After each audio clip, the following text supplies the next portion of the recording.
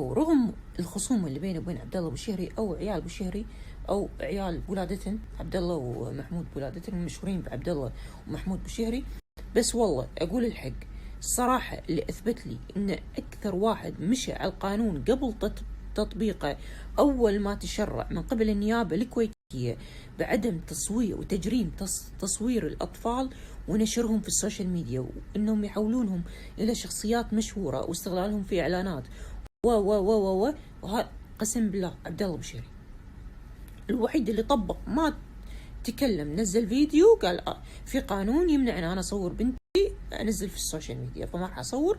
صورها وقال لها قولي باي باي وخلاص. وهذا احترم، هذا اللي محترم. عكس في اخرين اوكي قاعدين يعاندون، هم في الاخر راح على راسهم من غير شيء، لان الدولة حددت قالت اللي راح ما يعتبر بالقانون راح نجره ونسوي له تعهد ان عدم استغلال الطفل في السوشيال ميديا او في الاعلانات حسب القانون. ال9 بنود اللي هم حطوها، واللي راح يوقع التعهد وراح يرد يصور راح تقوم الدولة بمقاضاته، لانه هو اوكي ابنك او بنتك، ولكن انت مو قاعد تحافظ على خصوصيته وعلى نفسيته. الطفل المفروض ما ينشهر.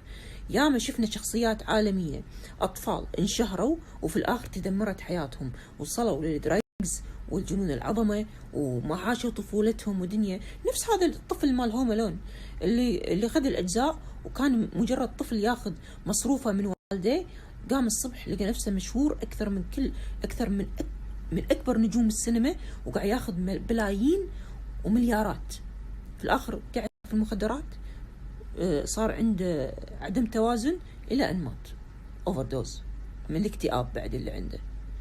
النظرة للمجتمع في أوروبا وأمريكا ياخذون منك الطفل، أنت أبوه أو أمه، لكن أنت قاعد دمره، أنت غير مسؤول باللي قاعد تسويه.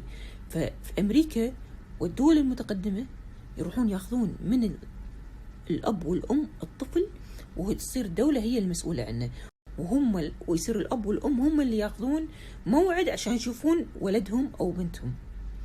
لما الحين والله العظيم اللي مطبق القانون وماشي عليه صح ومحترم في هذا الموضوع عبد الله بوشهري.